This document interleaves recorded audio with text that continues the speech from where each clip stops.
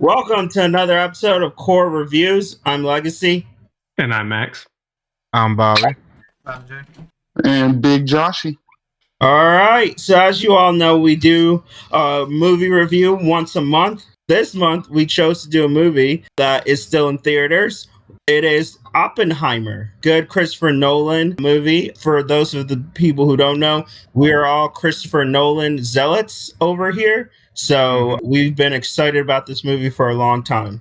Since they announced it pretty much. I mean, as anyone knows me, my degree was in history, so of course I got my interest. Yeah, I was going to say this is right up your alley there, Bobby, with Yes. the history degree.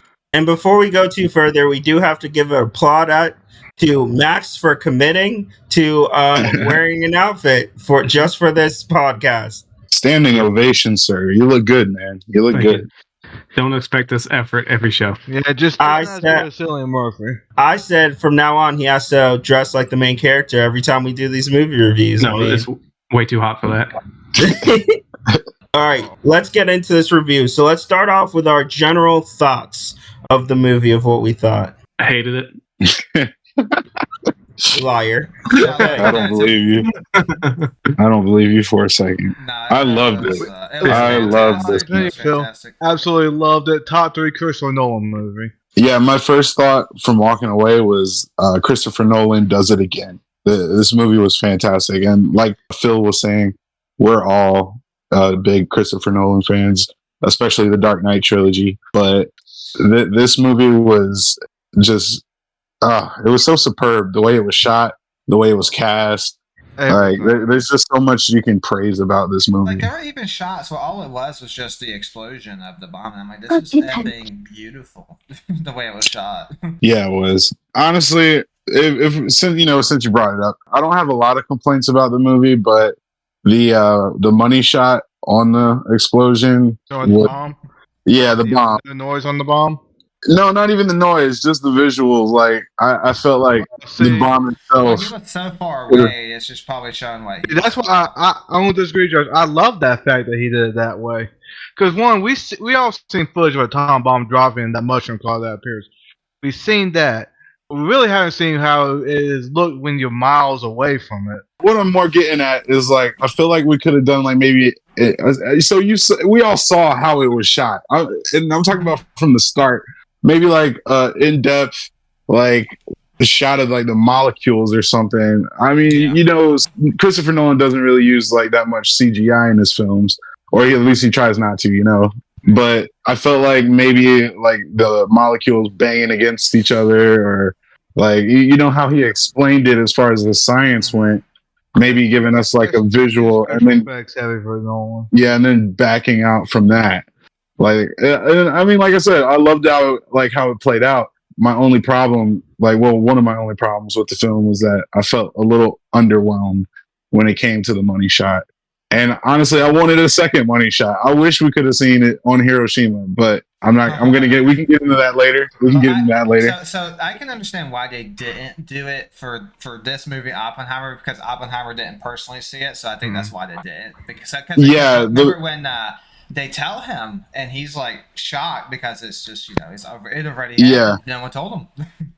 the movie was told out of Oppenheimer's perspective, which is why he didn't show it. Yeah. Which is I'm coming to. I understand. You kind of want that big old, Yeah, if you're gonna do a film about the nuclear bombs, then let me see them nuclear bombs. You know what I'm saying? and this, it wasn't about the bomb. It was about the guy who helped make the bomb. Yeah, I understand. And something I never really truly thought of was like this movie touched on just the day-to-day operations of politicians with the people at Los Alamos. I never really truly thought about that, and so this kind of puts stuff in this perspective. You can kind of visualize it better. There's so much tiny stuff in this movie that I've gone on and looked up, and it's it's accurate. It's actually historically accurate. Like that, the doctor that comes out and puts the stuff on his face to see the bomb. I don't know if he actually put stuff on his face, but he did go up to see the bomb. Yeah, a lot of people did put that stuff on their face. You can find videos. The U.S. put I a just lot don't of know if he propaganda did there about because when them I was testing. looking it up, I couldn't see anything that said he did. He most likely did. I mean, but yeah, so he got up and around like that,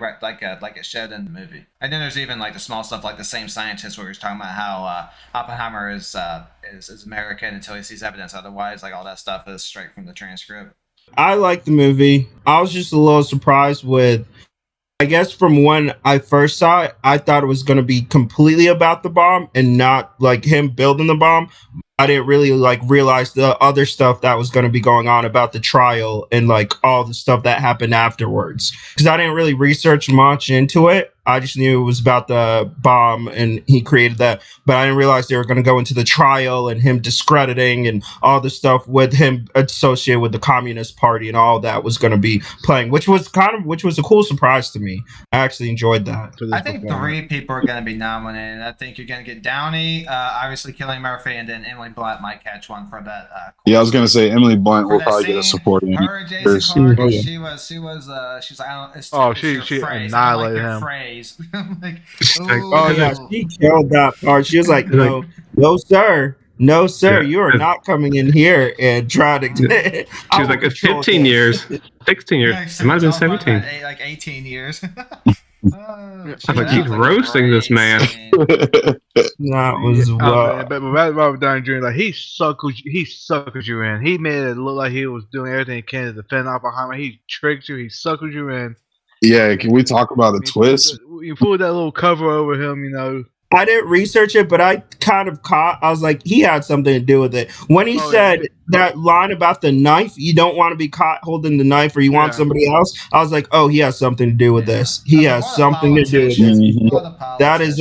That's a weird Christopher Nolan. I know you're up to your tricks. I know because I don't ever researched any of this. I know you're saying he has something to do with this. Yeah, I thought the Robert Downey Jr. twist was real. It was funny at first because just of how long he's been holding that grudge. Like, man took that personally. He got compared to what he got his science compared to a sandwich or something. Yeah, and then he thought like they were talking about him at the lake or whatever, and I like that. Yeah, with Einstein. Yeah, I like that one. His response, like, don't you think they had like something more important to talk about, or maybe they were talking about something more important? So I thought that was interesting. Yeah, and then for them to actually, for Christopher Nolan to like actually show us what it was talking about instead of like leaving it up in the air at the end of the film, like he did with Inception, like leaving it to wonder. You know, he actually showed us what they were talking about, and it wasn't that he said anything. It was just so in depth that it had Einstein. Like, did we just cause the end of the world? You know. Like he's thinking about life or death for the planet, not whatever Dr. Strauss Strauss. Like, come on now. Let's get into more of the performances that we started with. So let's start off with obviously the main man, Cillian Murphy. Fantastic! Excellent. He's got that Oscar nomination locked. Yeah, in the bag. As far as I can see, he might need to win that. That was great for him. For my take on Cillian Murphy was more like he portrayed the actor's like mental, I won't say mental illness because, you know, I'm not a doctor. I'm not going to diagnose him, but it seemed like he had some mental health problems. Obviously, he tried to poison his professor at the start of the film. So, you know, it, like that's attempted murder right there. The man should be in jail, but we won't get into that. So, like, he actually portrayed his mental health problems throughout the film to where it just gradually kept building up to the point of the money shot, where you could see like his internal conflict opposed to like what's actually happening in the real world. Like they're trying to use this to end the war, but how many lives is it going to take at the same time? So like the internal conflict between the maker versus the person who actually pushed the button. But I just felt like he captured that in this character.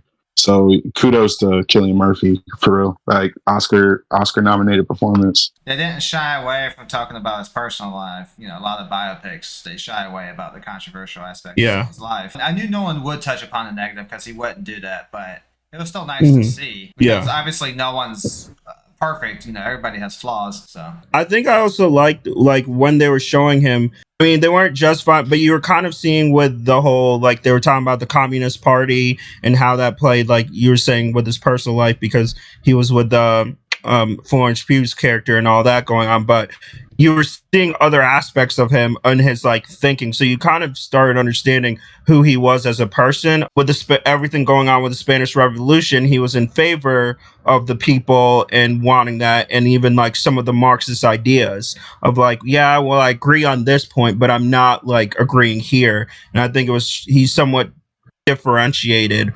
why he was kind of like with the Communist Party, but not fully. Like he never joined, but he kind of was like, yeah, I kind of understand some of the ideas, and kind of even him trying to start a union of his ideas of like like thinking about the people. To bounce off of that, Phil, I think it kind of more played into the problems that it caused later on, because he never, like, obviously he could see to him the Communist Party was like another, like, political party, but later on to see like how it played out, and I think it just ended up turning out bad because of how he was sending money to was it the Spanish War or something? Yes, The Spanish refugee, and he was doing that through the Communist Party. That's like when the error came into play.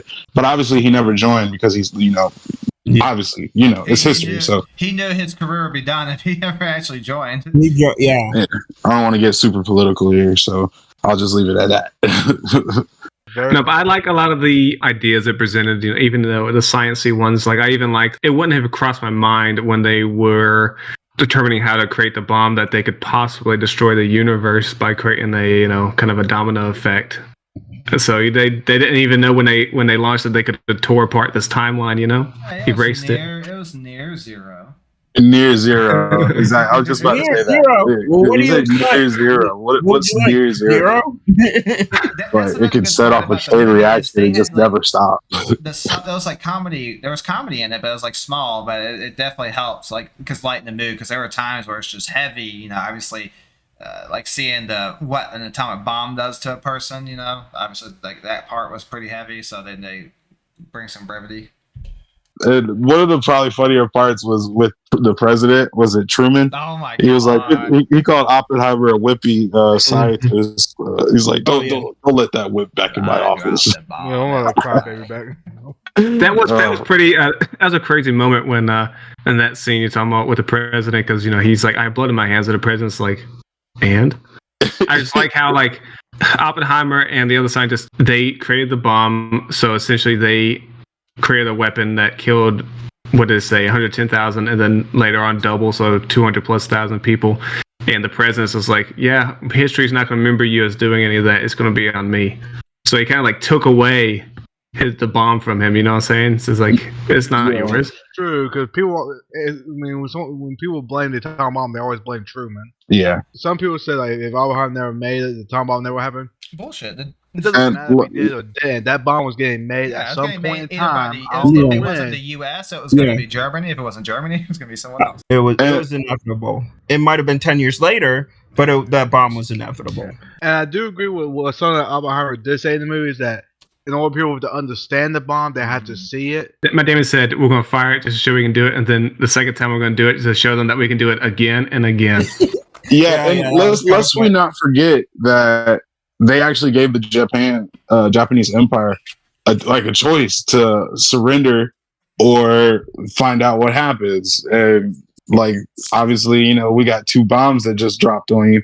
And like Max was just saying, like Matt Damon's character, he was like, we're trying to show that, we can keep doing this if you don't, lay down your arms. So it's not like, we didn't give them a chance to surrender. They just didn't, So, they fought to face the consequences. And I actually have a little nod here. I don't know if you guys have seen the Dave Chappelle comedy, but he was saying we bombed, and I might be getting this wrong, but he said we bombed the toxic masculinity out of Japan. And they've been drawing Hello Kitty and Pikachu ever since. Literally, if you look at history, recently, we have bombed the masculinity out of an entire continent. We dropped 2 atomic bombs on fucking Japan, and they've been drawing Hello Kitty and shit ever since. So yeah, obviously it ended the war, but would I have the courage to make that decision? They don't pay me.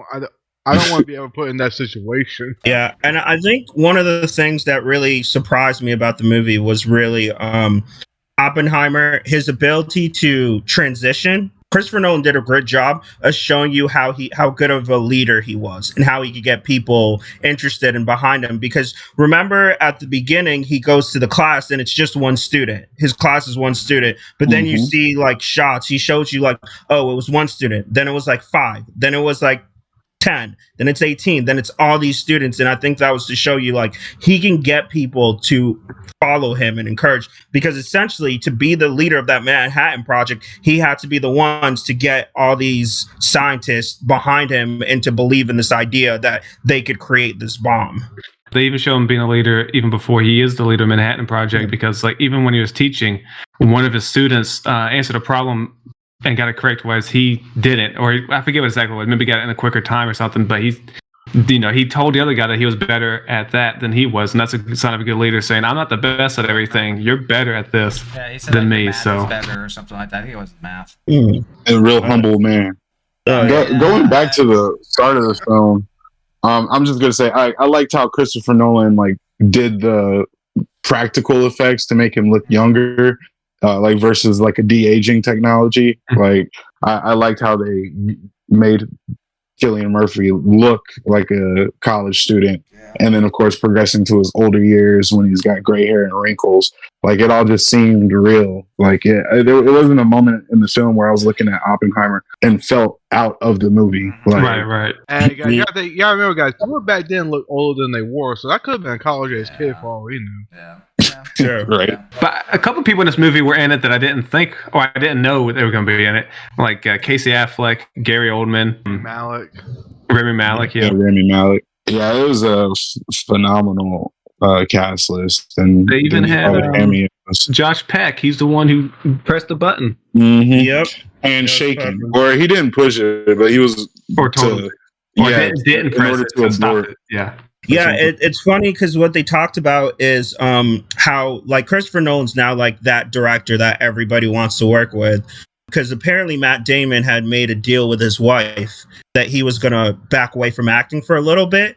But the one condition was if Christopher Nolan asked him to do a movie, he can do it. Soon enough, after they made the deal, Christopher Nolan called him like a couple months later, was like, hey, I have this movie. I'd love for you to be in it. So I think it was well done. Comparing it to like other Christopher Nolan movies, I kind of felt like it was somewhere in between. I'm not talking about like how good it is. I'm just talking about like how it was shot. Kind of like how in Prestige, there's like the imagery and throughout the movie with the birds, basically everything leading up to the twist at the end of the movie. I felt like it was kind of brought in to the Oppenheimer film, like at the start with the flashes and like the ring spinning. So like all those effects, like it was just imagery that he was leading on for the end of the film. So I kind of like compared it to Prestige a little in that aspect. Sure. I think it was interesting because, of course, a typical Christopher Nolan trope is to play with the idea of time. He always plays with the idea of time, so always going back and forth. And I also liked how he did the trial of Strauss, or when he was like trying to the black and white. Yeah, the confirmation to the cabinet. Like I did like that was in black and white to kind of show a contrast of what it was. To kind of show a contrast from the rest of it. It helped me tell the timeline. When it went black and white, I knew okay, this is probably the confirmation timeline. 1959 or something. I think I can't remember what year it was. Yeah. So I saw this thing from some other content creators that Christopher Nolan had did it like that to more signify that the black and white was actually recorded history. And then everything else was kind of left to open interpretation based off of how the movie goes. There's probably like a camera for the hearing, but probably obviously there wasn't one for the mock trial where they took his clearance. That makes sense. Hearing or whatever. Yeah, so that's what I saw. I mean, I could be wrong, but I'm fairly certain. Things that point to that, so that could. and That feels that right. makes sense. I mean, it's like that. I mean, that sounds pretty good. I'm gonna rewatch it, and then I'll see if that holds.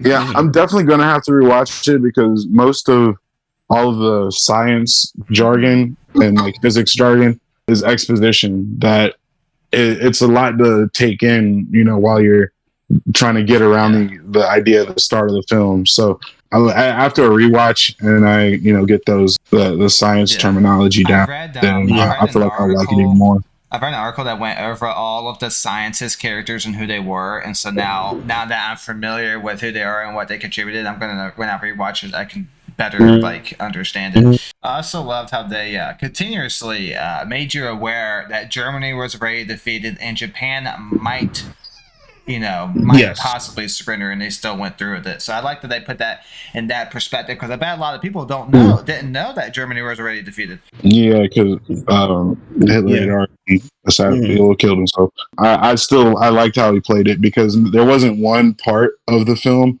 that wasn't important. You kind of ended up playing into it in some way or another. I will say he did great. The one scene in particular that I'm questioning was when in the hearing, when we then got to see randomly when Oppenheimer's making a statement, his girlfriend who had committed suicide is then now riding him in the middle of the hearing, in her head because he's talking about it. It was spicy. I mean, but I got what he was though. doing. He was getting what he was really showing, like the ex-wife of having to hear that. Like, that's how she saw it. He didn't have to show us the underneath table. We didn't have to see that. They're both crazy, so I love the scene between Emily Blunt and Cillian Murphy, where he's like freaking out over. Well, he's like, he's in the fetal position, or whatever, about Florence Pugh's character's death, and then she's like, "You don't get to commit the sin and then cry or something when there's consequences." Be the victim. You don't be the victim when there's consequences. So I thought that was really nice. But she was still a G though. She still took it to Jason Clarke. Well, they were on again and off again for a long time. So then he got. I will say, like we said earlier, Emily Blunt's character was great. I also like at the end she was still vindictive of like she wouldn't shake the guy's hand. She was like, "Nah, bro." She's like, "I would have spit in his face," and then at the end she was like, "Nah, I ain't shaking your hand. I'm still pissed. I remember what you did. I'm still pissed about it." I'm here for it. Another character I want to talk about is Jason Clarke's character. He did because usually he's a good guy, and he did a good job of like making you like, I was not pulling for him. I'm like, yo, you chill, dude, chill, man. Chill. That's what made Emily Blunt's character owning him so satisfying. It made it so satisfying. Emily Blunt, when she basically gave some haymakers. It really did well of representing the science community, because that's another thing I don't know about you guys. I don't really think about they made the bomb, but I never think about the science community. What were their thoughts? Because it's like, it was war times. Well, and most people, I think, believe Albert Einstein has something to do with the Manhattan Project. So I don't think a lot of people know. Yeah, because they believe it because he wrote that letter to Roosevelt. Isn't that like all he did was write that letter? Yeah. Maybe he consulted people. I don't know. One of my favorite scenes was the scene after they found out the bombs dropped, and he went to that auditorium. And as he was doing his speech, he saw like that girl, and then her skin was starting to go away because of the damage from the bomb. Oh yeah. Yeah, I brought over like the horrors of what he would realize and his struggle. Like, he's glad he created this huge achievement of science, but at what cost? It seemed like he had a full-on panic attack. Like, that's why I was like playing on mental health earlier. But it seemed like he had a panic attack trying to give that speech, and then of course seeing that body, what was happening, and then other people getting pointed out, and then just everything into how it was shot seemed like he could not handle it. And then he spatted out that line about wishing he could do it to Germany, but his heart wasn't in that. But I also think with the stomping, or they played that sound throughout the movie, and I think before you're supposed to to believe that's like part of the bomb. So then you realize it's more just feet stomping and applause for him for making it. Yeah, it took so long to get back to that, though. I felt like that was like early on in the movie. When they replayed the clip of him making fun of Louis Strauss, I'm like, yo, I forgot that scene happened. Because it's so good. Sandwich. In fact, you do. It was also at the dinner he like went against him too, and that was also another thing that annoyed Strauss too. That the dinner. And yes, we can blame Strauss for all the nuclear arms race that we had because he's one that was the head of the AAC for a while. When Strauss got made fun of, he was like, "Excuse me." Took everything real personal. Yeah, I took that personally. Yeah, that should be that Jordan meme. Yeah, someone get that clip. Yeah, someone put his face on Jordan's body in that meme. Because man, was he butthurt. Oh man, talk about a scheme. If I had like a beef with one of y'all, I wouldn't wait like 7 or 8 or however many 12, 16 years for the payoff. I could. By then I'm not gonna care. Like I remember 2009. Bobby said this. I called me a bitch, and I just really didn't like it. Yeah. And he just lulled him, like gave him the job, and just lulled him to sleep till he finally could bring that knife and be like, "Ha, gotcha." It's like, man, you talking about you really took that, like you took time to plan that out too. Yeah. Yeah, no, RDJ was just amazing in this movie. Probably one of his best films to date. Yeah. For sure. I really loved how the beginning gave us the references in quotes, like the Prometheus stealing fire from the gods? Yeah. And then giving it back. Yeah. And then that Sanskrit reference in the movie, like, you can read this Sanskrit? I thought that was cool because it's not very often like you see that on the big screen. Yeah. And then of course the Destroyer of Worlds. I liked how we finally did get that. Now I am become death to the Destroyer of Worlds. Yeah, that was very famous. I just summed it up. Yeah, he famously said it, and it's more because, like, to me, it's a great movie. Like, but I felt like it was more of like a tragedy. It's a very complex story, but it's not where the hero. It's not your typical hero story. I felt like it was more of like a old Greek tragic tale. Obviously, at the end, he's not feeling like a hero. Well, Josh, it's funny you say that because the book that Nolan used as his main reference was called American Prometheus. Aha, aha. Because that's why they mentioned Prometheus at the beginning in the quote, saying like Prometheus gave fire to humans, and now he has to be, and his punishment was like to have a rock on him at all times, something like that. No, he gets the bird that comes to him. The bird, like every day the bird comes, he was strapped to a turtle, and the bird has to eats out his liver. He's tied down, and the bird eats out his liver every day, and it regrows back. Either way, it sounds tragic. That was terrible. Yeah. Now, let's say on the positive note, guys, we've only used bombs have only been used twice on actual people, so that's at least one positive from all the atomic bomb testing and all that. Oh yeah, no, I think it was the movie was very well done. Very, like we've said, but also I think that was the big thing that really just kept going through my mind, and I think that was the funny thing, just because it wasn't what I was expecting. I think from when I started, and I really held off on doing research about it just because I didn't want to be like, didn't want to be spoiled. So just like the questions it really asked about the bomb and what did he just do?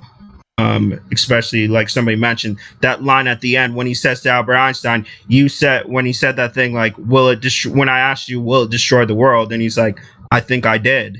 And, he's like really seeing all the repercussions. And even one of the last images is of the world blowing up. I think that's also a powerful thing of him on the rocket, the missiles launching and the world blowing up. That was like life for a lot of people from like the entirety of the Cold War. After World War II to the collapse of the Soviet Union, there was that fear. Mm-hmm. Can I imagine just living my life every day thinking, it's a possibility. I ain't going to rule it out. Yeah, having like underground bunkers and stash houses. Duck and cover drills. That was real. The only thing I didn't really like about it, obviously, it's a long movie, but my main problem was more of like the last 30, 45 minutes. Like my knees were killing me, so it's like I'm trying to readjust. And it was a movie though. Bad viewing experience. No, it's no fault to the movie, and that's something we should address, guys. Is the movie theater that we were in was terrible. The seats were getting worn down. No space. That was bad. Yeah, next time I'm seeing a 3-hour movie, it's got to be in a recliner and Yeah. snacks and drinks. That's what happens when we get old, people. Yeah. For real. All my 90s babies out there, y'all go to feel it. The knees, they don't hold up like they used to. There was a lot of exposition and a lot to try to comprehend during the film, but as long as that was only after one watch and I still loved it. So I'll watch it again, I'll start understanding it, I'll love it even more. So yeah, that's my takeaway. So one of the things I did want to get into is, of the movies we've seen, like, where do we rank this amongst Christopher Nolan's films? I got a third currently. That could just be recency bias, so I have to give it another watch. But right now, I have a third behind Dark Knight and Inception. See, I have it at number 2. Yeah, I think I like Max's take. Yeah, just you gotta remember, I'm a history person, so this speaks more to me. Right. Like Dunkirk's in my top 5 of his movies too. Yeah, Dunkirk was a good one. Several directors think that's Christopher Nolan's best film, and Quentin Tarantino said it was a masterpiece. I would agree. They said with the way it was filmed and everything, which I can get where he came with where he was like coming from with that idea. Yeah, I'm with Max. I'm gonna say it's in the range. It's not Dark Knight. I feel Inception has it slightly for me right now, and again, might be subject to change. But I still think it's top 3. It's going to probably stay top 3, at worst top 4. But yeah, I think it's in that hierarchy of definitely his movie. I also think, I'm going to say this, again, it's very early. There's still more movies to come out. There's still, I know, Dune 2's coming out. There's another Quentin Tarantino movie coming out later on. You got one in October. Yeah, I feel this is the movie that's gonna get him either a Best Picture or a Best Director. Right now, this is probably the movie that gets him a Best Director or a Best Picture, or maybe Best Screenplay at something. If they don't give it to him, there's a vendetta against him. If they don't even nominate, because remember they nominate one of his movies, I know, and that was like, come on, dude, really? Yeah, they nominate Dark Knight, and then was it Inception? Was it nominated? Probably not. Yeah, no, the only one he's been nominated for was Dunkirk. So, first of all, let me say a lot of Christopher Nolan's movies, majority of them, I would say, take more than one watch to fully understand. Mm-hmm. I would agree. So, it's the same thing with Tenet. It's the same thing with Inception. I think I had to watch that 4 or 5 times to get it. And then once I got it, I loved it. Like, for me, it's Dark Knight, Inception. Maybe Oppenheimer. If not Oppenheimer, then Interstellar or Dunkirk or The Prestige, or Interstellar. There's just so many good, we'll just put it up as God tier Nolan films, because I can't, I don't want to put a number on it. I don't want to have to rank Christopher Nolan's movies because I love them so much. I will tell you my rating for this movie. I have it as a 10. Great. That will probably be a podcast for later where we will rank his movies of what. Don't make me do it, Phil. Don't. We're gonna have to do it. That's gonna be a podcast sooner or later. We're gonna have to rank this man's movies. That's gonna be a hard list. We're gonna have to wait till this is digested. But yeah, I think right now I would say from coming from this movie, a Best Director, a Best Picture nomination are definitely in play. Best Actor with Cillian Murphy. Our Robert Downey Jr. is really front leading that Best Supporting Actor, because I think a role like that, and Emily Blunt is in the should be in the Best Supporting Actress conversation as well. It's going to come out. They'll probably get an award on the sound too. I could see that. Oh yeah, sound. Maybe the score as well. Was it Hans? It was not Hans Zimmer. I think it was Ludwig. It's the same guy who did Tenet. Yeah, it was well done. Let's do our ratings out of 10. Max? 9. We'll see what happens in a rewatch. E3? I'm going to give it a 10, at worst a 9.9. Okay. Let's go with you, Big Joshy. Yeah, definitely a 10. And like I said, after a rewatch, I feel like I'm going to love it even more. So that 10 will probably stay at 10. All right, Vitamin J, you said what? That's another 10. I'm gonna put it at 9. Gonna be a 9.5 for me. 9.6. All right, so hold on, let's see what our average is. Y'all a bit ridiculous with this ratings. Give it 9, bro. 9.97. We're averaging a 9.7. Okay, Alright. I want to start taking ratings of what we think of these movies soon. Thank you, Christopher Nolan. That was a great movie. We really enjoyed it. Thank you all for who've watched, who subscribed. Please like, share, subscribe, all that fun stuff. Let us know your thoughts on Oppenheimer and let us know how you're liking this so far. Next month, we are going to be doing Heat, starring Al Pacino and Robert De Niro. Again, my name's Legacy. And I'm Max. I'm Bobby. Jay. And Big Joshy.